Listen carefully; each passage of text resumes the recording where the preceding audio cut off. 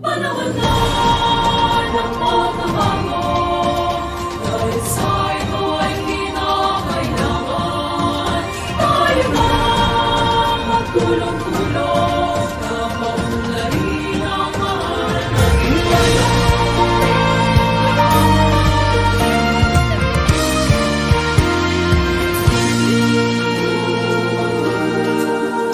Panahon na ng pagbabago, dahil sa ito ay kinakailangan tayo na magtulong-tulong na paunlarin ang mahal nating bayan.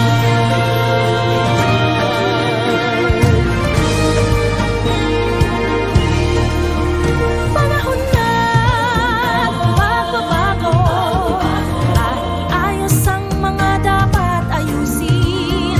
Dapat lang maging tungkulin ng bawat mamamayan dito sa atin. Ng pagbabago patungo sa pag-asenso, magsikap ng mabuti at nang guminhawa tayo.